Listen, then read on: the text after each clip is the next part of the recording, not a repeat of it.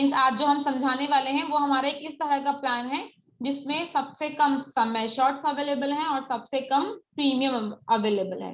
अब वो premium company जब आपसे लेगी तो उम्मीद करते हैं कि कुछ ना कुछ कंपनी कंडीशंस भी लगाएगी। तो इस प्लान में उन सब चीजों को डिटेल में समझेंगे कि कंपनी ने क्या कंडीशन लगाएगी और कंपनी ने क्या क्या टर्म्स एंड कंडीशंस इस पॉलिसी में लगाए हुए हैं। सो मैं पीपीटी आप लोगों को अपनी स्क्रीन शेयर करती हूँ। पीपीटी विजिबल होगी, प्लीज मुझे बताइएगा आप लोगों को पीपीटी विजिबल है।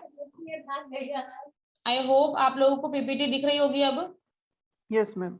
चलो विजिबल है, ओके। सो स्टार्ट करते हैं। आज का जो प्रोडक्ट है वो है आरोग्य संजीवनी। अभी तक हम जो नॉर्मली डिस्कस करते हैं वो है हमारा family health optima, comprehensive, young star, medi classic, senior citizen product.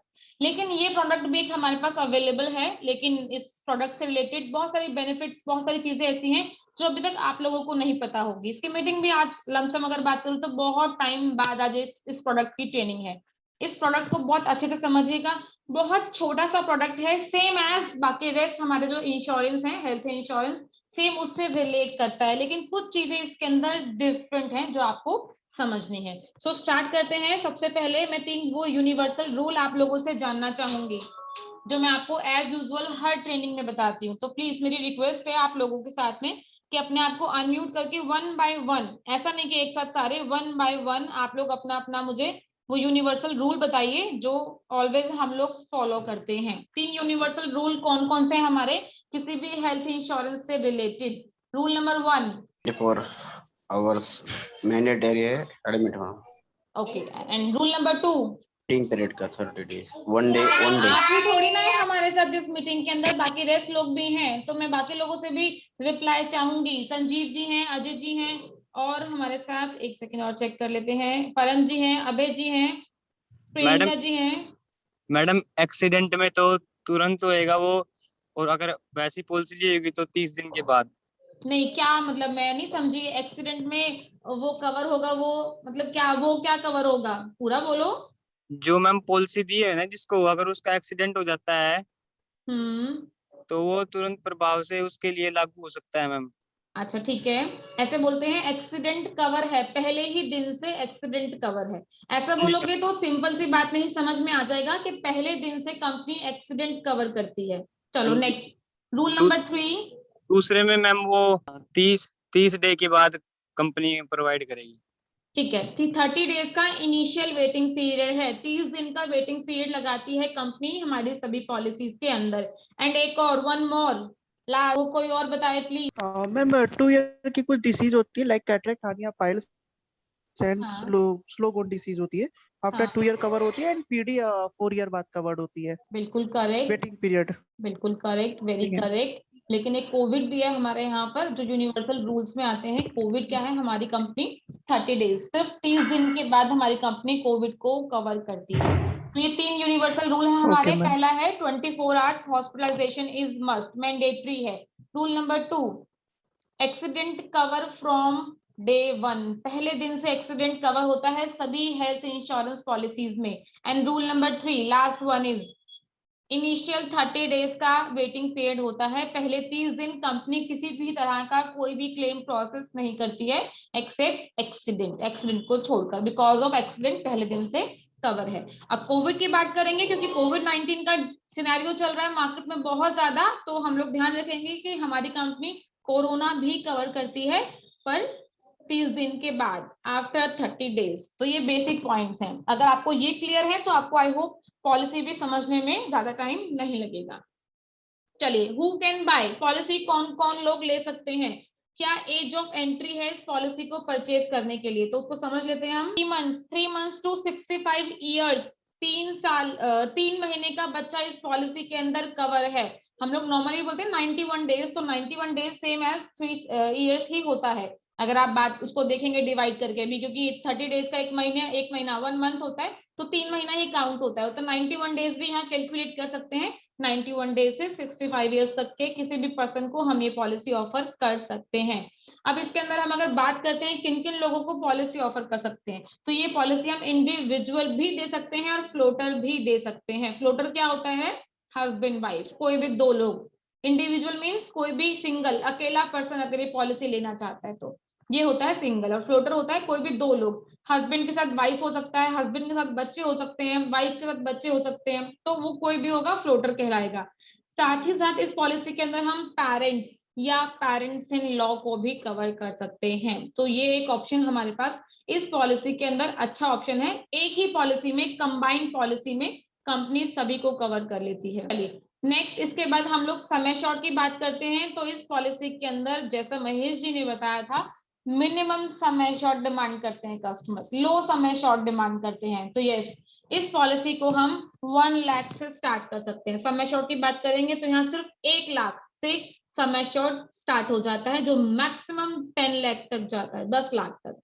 कैसे जाता है? 1 लाख, 1.5 लाख, 2 लाख, 2.5 लाख, 3 लाख, 3.5 लाख, 4 लाख, 4.5 लाख, 50,000 के मल्टीप्लाइज में हमारे पास यहाँ पर समय शॉर्ट्स अवेलेबल है। तो ये एक अच्छा आप लोगों के लिए ऑप्शन है।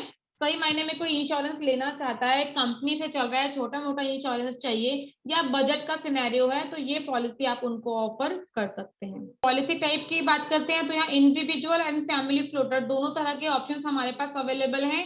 पॉलिसी टर्म की बात करेंगे तो 1 ईयर के लिए पॉलिसी टर्म यहाँ अवेलेबल है। लाइफ टाइम रिन्यूएबल है। लाइफ टाइम का मतलब क्या होता है? अगर किसी ने आज पॉलिसी परचेज की है, आज कोई 30 इयर्स का है, 34 इयर्स का है, और वो 99 इयर्स तक अगर जिंदा रहता है, इस पॉलिसी को रिन्यू कराना चाहता है तो करा सकता है। हमारे पास ऑप्शंस अवेलेबल हैं। हॉस्पिटलाइजेशन, हॉस्पिटलाइजेशन का मतलब क्या होता है? कंपनी यहाँ पर कौन कौन से तरह के एक्सपेंसेस कवर कर रही है, ट्रीटमेंट्स कवर कर रही है। तो 2 तरह के ट्रीटमेंट्स कवर होते हैं यहाँ पे, कैशलेस ट्रीटमेंट और रिम्बर्समेंट ट्रीटमेंट। कैशलेस ट्रीटमेंट कहाँ पर मिलता है हमें? आंसर नेटवर्क कीजिए हॉस्पिटल प्लीज। में, हमारे network type. Very good, very good. Type hospitals या नेटवर्क हॉस्पिटल में। और रिम्बर्समेंट ऑप्शन कहाँ मिलता है हमें? नॉन टाई अप हॉस्पिटल होते हैं। नॉन टाइप होते हैं। चलिए इसको एक्सप्लेन कर देती हूँ। कैशलेस ट्रीटमेंट मिलता है हमारे नेटवर्क हॉस्पिटल्स में, मतलब जो लोग भी हमारे नेटवर्क हॉस्पिटल में जाकर अपना ट्रीटमेंट करवाते हैं तो वहां उन्हें कैशलेस 100% कैशलेस ट्रीटमेंट मिलता है। बट कभी ऐसी इमरजेंसी भी आती है कस्टमर के साथ में कि कस्टमर को जिस हॉस्पिटल में विजिट करना है, अपना ट्रीटमेंट करवाना है, वो कंपनी के टाइप में नहीं है, तो वो नॉन नेटवर्क हॉस्पिटल में आ जाता है। और नॉन नेटवर्क हॉस्पिटल में ट्रीटमेंट करवाने पर कस्टमर को सारा एक्सपेंसेस, सारा पैसा खुद से पे करना होता है। यहाँ कंपनी रिम्बर्स करती है, मतलब वो पूरा पैसा जब कस्टमर हमारे अपने बिल्स हमें सबमिट करेगा तो हमारी कंपनी उन्हें वो पूरा पैसा रिम्बर्स कर देती है। तो ये बेसिक सा फंडा है, हम अपने कस्टमर्स को बता सकते हैं कि अगर कस्टमर नेटवर्क में जाएगा तो कैशलेस ट्रीटमेंट मिलेगा, नॉन नेटवर्क में जाएगा तो रिम्बर्समेंट ऑप्शन मिलेगा। नेक्स्ट है हमारे पास रूम रेंट। जिन लोगों ने पुरानी हमारी ट्रेनिंग्स ली है तो आई होप आप लोगों को पता होगा कि हम लोग ऑलवेज क्या बताते हैं?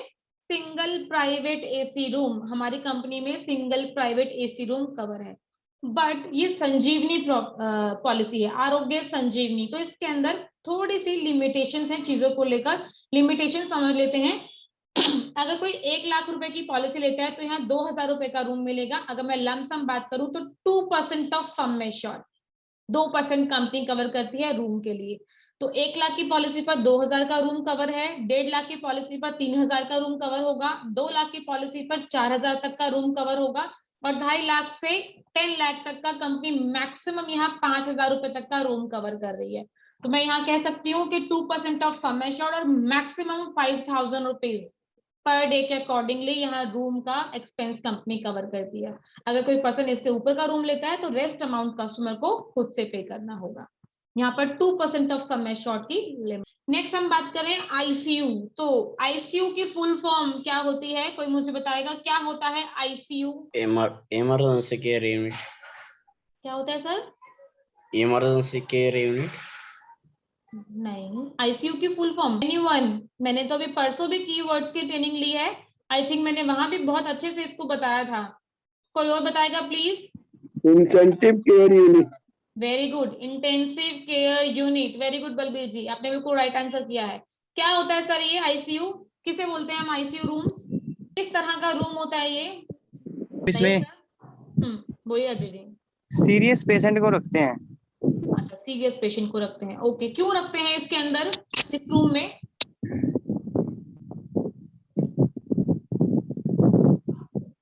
मैडम ये तो मालूम नहीं है। अच्छा, एक्चुअली क्यों रखते हैं ये नहीं आईसीयू मालूम? में जो इसलिए रखते हैं essential जब उनको needs सांस जो लेने में प्रॉब्लम होती है। सीरियस पेशेंट को जो एसेंशियल नीड लगती है तो उस रूम में लगाए वाली रहती है, मानो कि वेंटिलेटर से, ऑक्सीजन से, या फिर कोई अदर क्या बोलते हैं उसको, कोई साहित्य है तो उसका यूज वहाँ कर सकते हैं, इसलिए ये इमरजेंसी रूम रहती है। चलो ठीक है, उसका क्रिटिकल कंडीशन रहता है उसके लिए।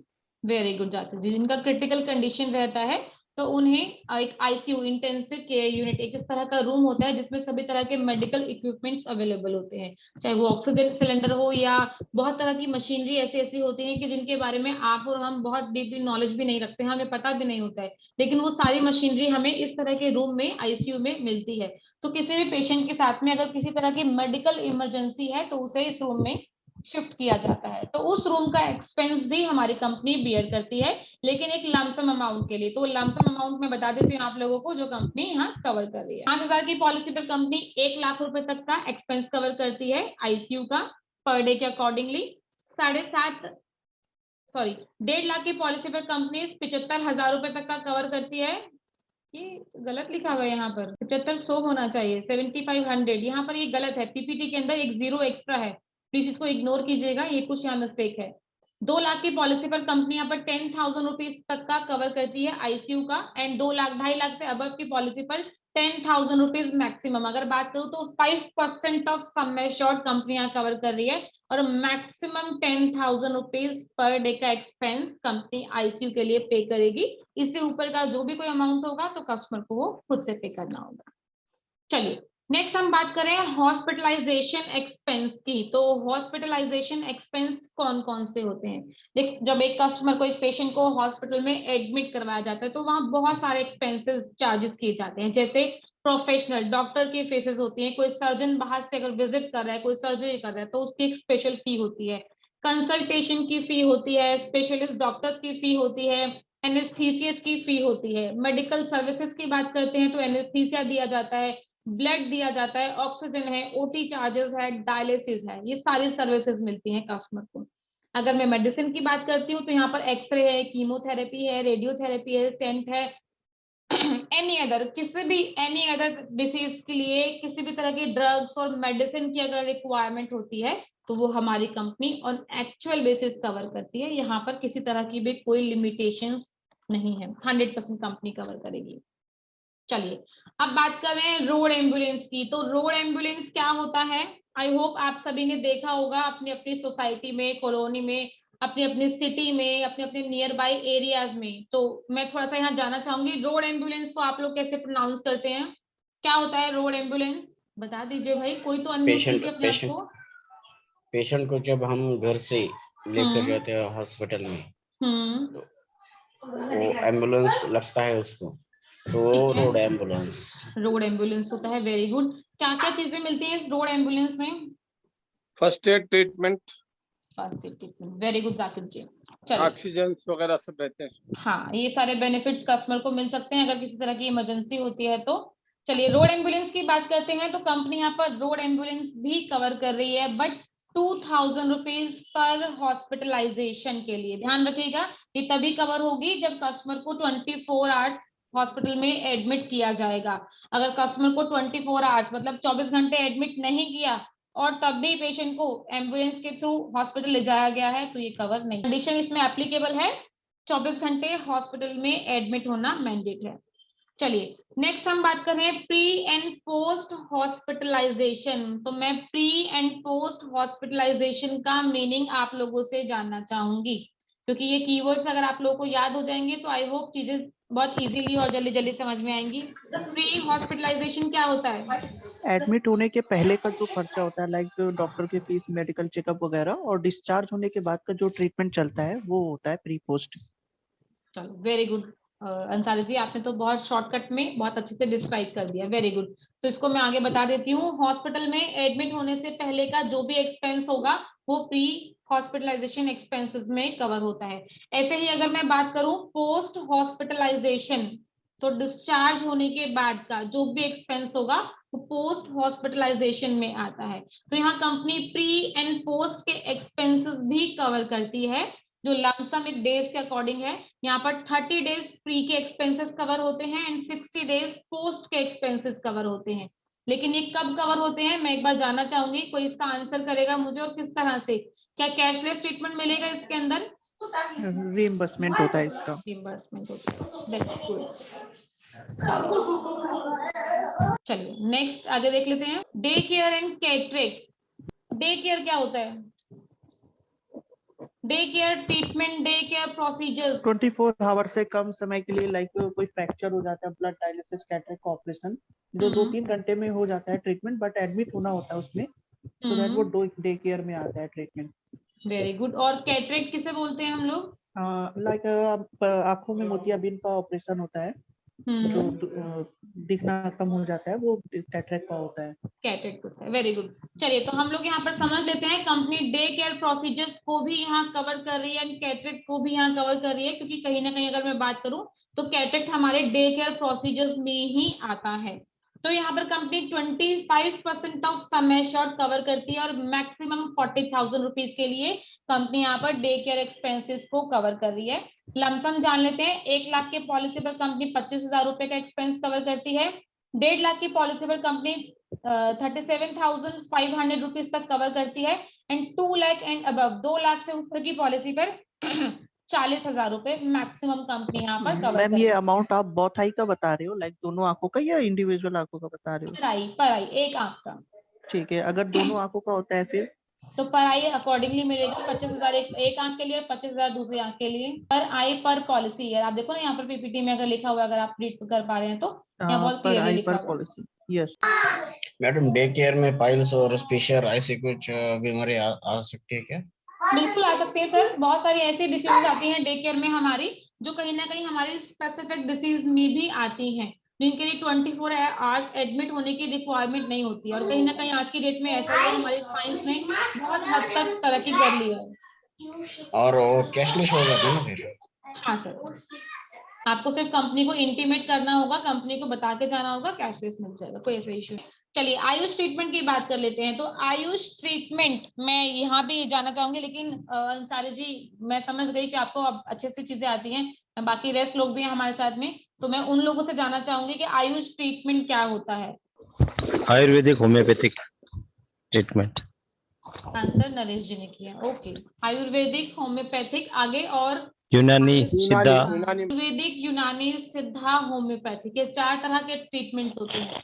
तो ऐसे आज के डेट में भी ऐसे बहुत सारे लोग अवेलेबल हैं जो एलोपैथिक ट्रीटमेंट पे ट्रस्ट नहीं करते हैं या उनको सूट नहीं करती है, उन्हें ऐसा सजेस्ट किया जाता है कि आप अपना आयुष ट्रीटमेंट, आयुर्वेदिक ट्रीटमेंट करवाइए। तो ठीक है, अगर किसी कस्टमर को इस तरह की रिक्वायरमेंट होती है तो हमारी कंपनी उसे कवर करती है अप टू सम एश्योर्ड तक ये कवर हो जाएगा।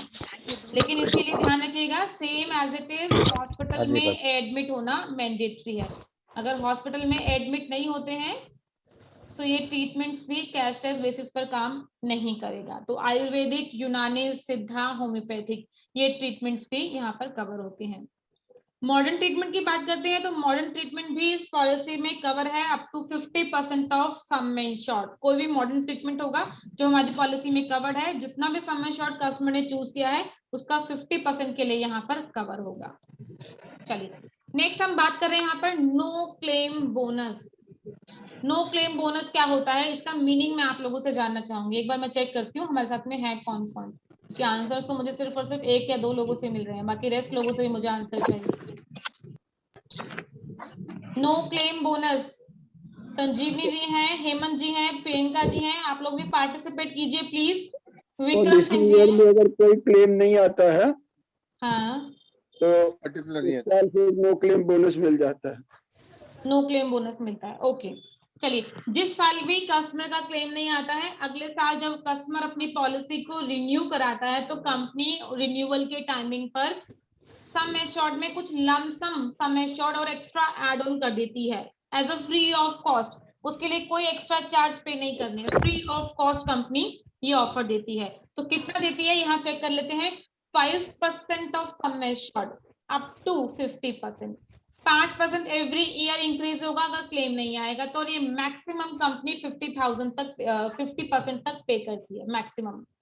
No claim bonus. Installment facility, देखो वैसे तो सही मायने में मैं इंस्टॉलमेंट फैसिलिटी पर बहुत ज्यादा फोकस नहीं करती हूँ, और मैं यही चीज आप लोगों को भी समझाती हूँ, क्योंकि इंस्टॉलमेंट फैसिलिटी पर आप लोगों को कोई बेनिफिट नहीं होगा, वर्किंग बहुत ज्यादा बढ़ जाती है। इस पीपीटी में जो आप लोगों को विजिबल है मंथली, क्वार्टरली, हाफ ईयरली और एनुअली, ये हमारे पास ऑप्शंस अवेलेबल हैं। बट अभी रिसेंटली थोड़ा टाइम पहले कंपनी ने मंथली ऑप्शन को यहाँ पर क्लोज कर दिया है। अब मंथली ऑप्शन हमारे पास अवेलेबल नहीं है, तो हम लोग क्वार्टरली, हाफ ईयरली और एनुअली बेसिस पर ही प्रीमियम चार्ज करते हैं अपने कस्टमर से। और एज यूजुअल जैसे आप लोगों को बताया गया है कि हमारे पास ग्रेस पीरियड सिर्फ और सिर्फ 7 डेज का होता है बाकी रेस्ट प्लान में, लेकिन संजीवनी प्लान के अंदर कंपनी हमें 15 डेज का ग्रेस पीरियड देती है। अगर कस्टमर ने प्रीमियम पे नहीं किया है तो वो अपकमिंग 15 डेज में अपने प्रीमियम को पे करके पॉलिसी को कंटिन्यूटी की बेनिफिट के साथ रिन्यू कर सकता है। एक और कंडीशन है इस पॉलिसी के अंदर, और वो है 50 इयर्स, 50 साल तक कोई मेडिकल टेस्ट नहीं है। लेकिन 50 साल के बाद इस पॉलिसी को जो भी पर्सन परचेज करेंगे उनके लिए मेडिकल स्क्रीनिंग है। Medical screening in the sense medical test होगा, कंपनी मेडिकल एक हेल्थ चेकअप करवाएगी और उस बेस पर कंपनी डिसाइड करेगी कि इनको पॉलिसी देनी चाहिए या नहीं देनी। Tele consultation facility as usual सभी प्लान्स में अवेलेबल है। Don't panic, talk to star हमारा एक एप्लीकेशन है, प्ले स्टोर से डाउनलोड कर सकते हैं और इस एप्लीकेशन में अपनी डिटेल्स के साथ एक डिटेल्स छोड़ सकते हैं। हमारी कंपनी से कस्टमर के पास एक कॉल आएगा और कॉल पर कंपनी से कस्टमर से डिस्कस किया जाएगा। अगर कस्टमर को कोविड रिलेटेड कोई भी सिम्टम्स फील हो रहे हैं और वो हमारी कंपनी के डॉक्टर से डिस्कस करना चाहते हैं तो ये ऑप्शंस यहाँ पर अवेलेबल है, कस्टमर यूज कर सकता है। इसके कोई चार्जेस नहीं है, फ्री ऑफ कॉस्ट कंपनी ये डिटेल्स आपको, ये बेनिफिट्स आपको प्रोवाइड कर रही है। चलिए नेक्स्ट, को पेमेंट। को पेमेंट है 5% की ऑन ऑल क्लेम्स, सभी क्लेम्स के ऊपर 5% का को पेमेंट लगेगा। अगर सिंपल लैंग्वेज की बात करती हूँ तो ये पॉलिसी 100% कैशलेस नहीं है, 95% कैशलेस है। 5% का को पेमेंट है ऑन ऑल क्लेम्स, किसी भी अमाउंट का क्लेम होगा, किसी भी पर्सन का क्लेम होगा, 5% का को पेमेंट ऑन एवरी क्लेम आएगा। एग्जांपल के साथ समझ लेते हैं, हस्बैंड वाइफ 2 बच्चों की पॉलिसी है, हस्बैंड का क्लेम आ जाता है इस पॉलिसी में 1 लाख रुपए का, तो कंपनी 95,000 पे करेगी और रेस्ट 5,000 जो होगा वो कस्टमर को खुद से पे करना होगा। तो 5% का क्लेम है, को पेमेंट है ऑन एवरी क्लेम। ध्यान रखिएगा, कंपनी 100% कैशलेस यहाँ प्रोसेस नहीं करेगी। टैक्स बेनिफिट समझते हैं, तो एज यूजुअल जैसे health insurance under section 80D के अकॉर्डिंगली यहाँ पर टैक्स बेनिफिट देती है, तो कस्टमर अगर इस पॉलिसी को परचेज करता है तो इस पॉलिसी से भी टैक्स बेनिफिट ले सकता है। इसके बाद हम थोड़ा से वेटिंग पीरियड्स के ऊपर बात कर लेते हैं। तो वेटिंग पीरियड जैसे मैंने बताया था कि 30 डेज का इनिशियल वेटिंग पीरियड होता है हर पॉलिसी के लिए। इसी तरह से कुछ प्री एग्जिस्टिंग डिसीज होती है, मींस पॉलिसी लेने से पहले की पुरानी बीमारी जिसे हम लोग बोलते हैं। तो पहले की कौन कौन सी बीमारी हो सकती हैं हमारे साथ में, कोई भी एनीवन आंसर कीजिए प्लीज। डायबिटीज, हाइपरटेंशन हो सकता है, हाँ, या फिर अदर उसको उससे रिलेटेड लाइक कोई फाइल्स वगैरह का ऑपरेशन हुआ हो तो वो भी हो सकता है। हाँ, ओके, थायराइड, थायराइड है, वेरी गुड। हार्ट रिलेटेड कोई एंजियोग्राफी, ओके, चलिए मैं बताती हूँ आप लोगों को। टीडी में वो सारे डिसीज मेंशन की जाती हैं जिनके लिए कस्टमर रेगुलर बेसिस पर मेडिसिन लेता है।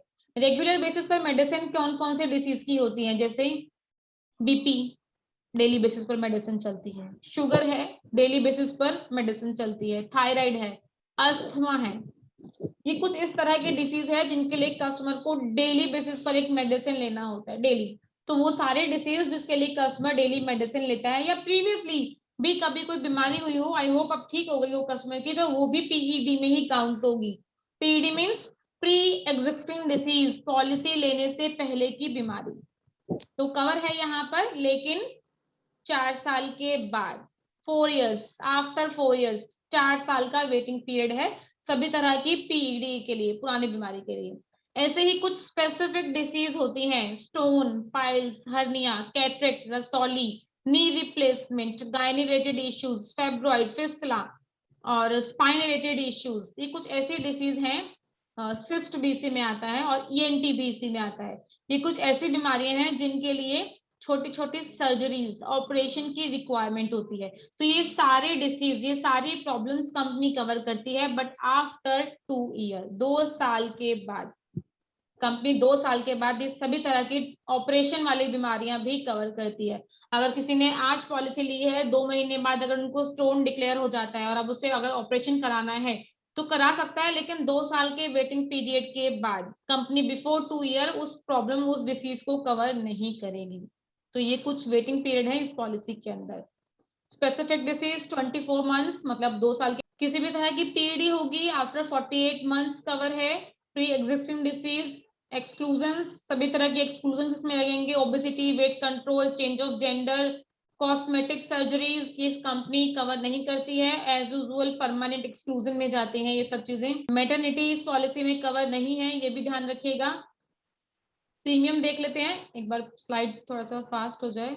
चलिए, आई होप आप लोगों को प्रीमियम चार्ट दिख रहा होगा। दिख रहा है? चलिए मैं इसको नीचे लेके जाती हूँ। अब देखिए आप लोगों को प्रीमियम चार्ट दिख रहा है। मैं थोड़ा सा आपको प्रीमियम के थ्रू भी यहाँ बताना चाहूंगी।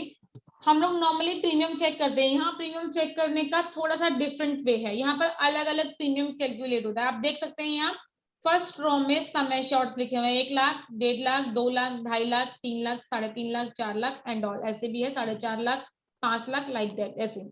नेक्स्ट यहाँ पर इंडिविजुअल शो कर रहा है, यहाँ 2 एडल्ट शो कर रहा है, यहाँ चाइल्ड शो कर रहा है, यहाँ पर ईच पेरेंट शो कर रहा है। नेक्स्ट यहाँ पर आपको एज बैंड दिख रहा है, किस साल से किस साल तक की एक एज बैंड होती है। 3 महीने से लेकर 35 साल तक की एक एज बैंड है। 36 इयर्स टू 45 इयर्स एक एज बैंड है। देन 46 इयर्स टू 50 इयर्स ये एक एज बैंड है। ये हमारे एज बैंड हैं, मतलब इस साल से इस साल तक ये प्रीमियम आएगा, इस साल से इस साल तक ये प्रीमियम आएगा। यहाँ से चेक कर लेते हैं। हस्बैंड वाइफ और 2 बच्चों की पॉलिसी है, समझिएगा, हस्बैंड वाइफ 2 बच्चों की पॉलिसी है। हस्बैंड की एज मान लेते हैं 42 है, वाइफ की एज 38 है, एक बच्चा 3 साल का है और एक बच्चा 10 साल का है। तो इसको कैसे चेक करना है, कैसे कैलकुलेट करना है, वो यहाँ से देख सकते हैं।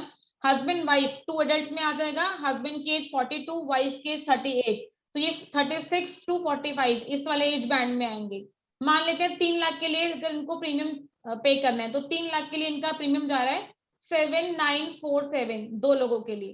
देख रहे हैं आप, 2 लोगों के लिए 7947, ये 3 लाख वाला रो है और ये एज बैंड वाला रो है 36 टू 45। अगर मैं यहाँ दोनों को देखती हूँ तो ये यहाँ के क्रॉस कर रहे हैं 7947।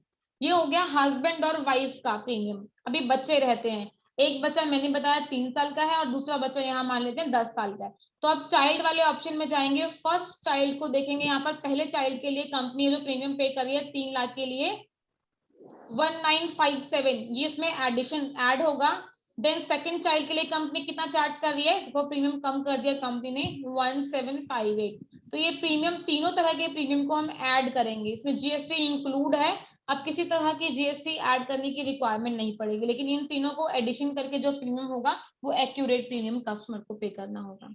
ऐसे ही अगर किसी कस्टमर को सपोज पेरेंट्स को ऐड करना है तो पेरेंट्स के लिए भी यहाँ ऑप्शन अवेलेबल है। अप टू 60 ईयर अगर होता है तो आप 60 ईयर तक देख सकते हैं 10,024 रुपए का प्रीमियम है। ऐसे ही अगर 60 साल के बाद कोई पेरेंट है तो 14,986 रुपए का प्रीमियम कस्टमर को एक्स्ट्रा पे करना। उसका बेसिक सा फंड है जो आप यहाँ से चेक कर सकते हैं। इसी के साथ साथ अगर यहाँ से आपको चेक करने में, कैलकुलेट करने में कोई भी प्रॉब्लम आती है तो आप हमारे मोबाइल एप्लीकेशन के थ्रू भी इसका प्रीमियम कैलकुलेट कर सकते हैं। बहुत इजी है, वहां पे आपको सिर्फ सिंपल डिटेल वहां मेंशन करनी है और उसके बाद गेट कोड क्लिक करते ही आपके पास कोटेशन निकल कर आ जाएगी जो कस्टमर को आपको सेंड करनी है। तो बहुत सिंपल सा फंडा है प्रीमियम कैलकुलेट करने का, कोई भी बहुत ज्यादा हेक्टिक नहीं है कि ऐसा हो कि आपको कैलकुलेट नहीं करने आ पा रहा है या कहीं कोई कंफ्यूजन हो रही है। तो आई डोंट थिंक सो कि किसी तरह की कोई कंफ्यूजन का सिनेरियो है इसमें। पीपीटी में इतना ही है क्योंकि बहुत सिंपल और छोटा सा ही ये प्लान है हमारा, कोई बहुत ज्यादा बड़ा नहीं है।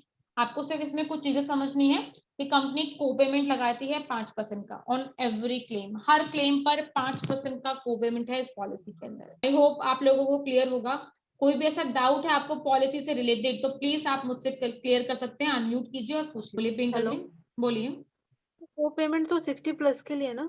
नहीं, मैंने बताया ना ऑन एवरी क्लेम, क्योंकि संजीवनी पॉलिसी कंपनी बहुत नॉमिनल प्रीमियम चार्ज कर रही है तो यहाँ पर एवरी क्लेम, हर एज पर को पेमेंट है। एवरी क्लेम, हर क्लेम पर बाकी रेस्ट पॉलिसीज के अंदर हमारा 60 इयर्स के बाद में ही कोपेमेंट आता है, लेकिन इस पॉलिसी में on every claim copayment on every age. Madam जब कस्टमर एडमिट हो जाता है तो आपने बोला तो रिइंबर्समेंट के लिए इंटीमेशन करना पड़ेगा, तो कितने दिन में करना पड़ेगा? 3 दिन मानो कि एडमिट है तो उन 3 दिनों में करना पड़ेगा या फिर 24 आवर्स? मतलब आप रिइंबर्समेंट कैसे, अगर नॉन नेटवर्क हॉस्पिटल में जा रहा है तो?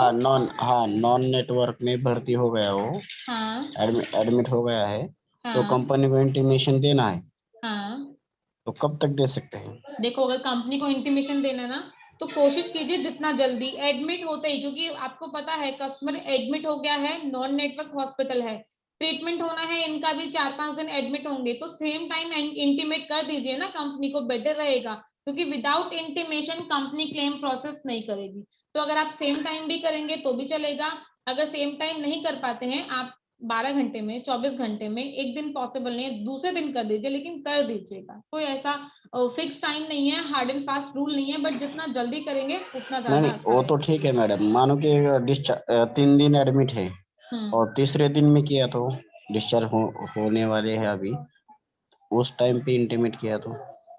कोई बात नहीं, हम तब भी चला लेंगे। ओके।